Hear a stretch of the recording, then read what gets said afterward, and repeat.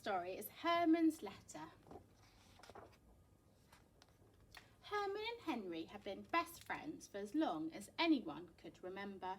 From tiddlywinks to climbing trees, they did everything together. They had great fun inventing their own games, and they even had a secret club with a secret code and a top secret handshake. Everything was just perfect. Until Henry had to move away. The two friends were devastated, but they promised to write to each other and to stay best friends forever. It wasn't easy for Henry to settle into his new home. He missed Herman terribly. As soon as he could, he wrote his first letter. Dear Herman, how are you? My new home is kind of okay, but it's not the same without you around. The weather here is very nice and sunny, and I've made some new friends. In fact, they've just called round. Mustache, lots of love, your best friend, Henry. Herman knew he should have felt happy for his friend, but inside he just felt horribly, terribly, awfully jealous. It just wasn't fair. Henry's off making new friends while Herman was left on his own. Dear Herman, I can't believe the summer's already here. It's so lovely and warm where I am. In fact, I don't think it's rained once. Can you believe it? We went for a barbecue yesterday and I paddled in the sea and I ate ice cream all day.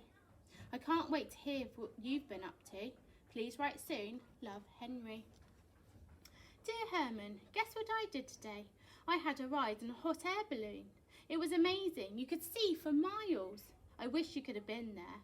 That would have made it even better. Love, Henry. Herman had meant to write back, but how could he possibly tell Henry how miserable he was? So hours and days and months passed by, and it was nearly time for Herman to hibernate. He settled down in his comfiest armchair, pulled up his blanket, and was just about to close his eyes when, whoomph, something clattered through the letterbox. It was a letter from his best friend. Dear Herman, I hope you're well. I haven't received any of your letters. There must be a problem with the post or something. I miss you so much. You're my best friend in the whole wide world. Please say you'll come and visit me soon. Love, Henry. Herman had never felt so happy. Henry had missed him too. He wrote a reply and rushed out through the snow to post it. But it was too late. The post office was shut for winter. Herman groaned. What was he going to do? Then he had a brilliant and rather bold idea. He would deliver the letter himself. Herman packed a suitcase and set out in the swirling snow.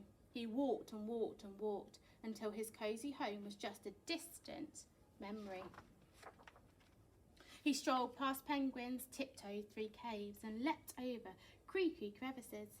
Then he climbed and climbed and climbed up steep cliffs and frozen waterfalls until finally he reached the top of the tallest mountain he had ever seen.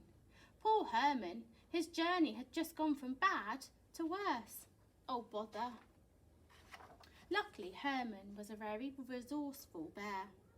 But sometimes things didn't go according to plan. Herman bashed his head on a tree trunk and everything went black.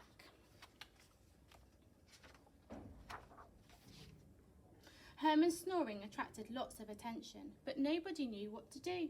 Then somebody noticed Herman's letter. It was obvious. What they needed was a postman.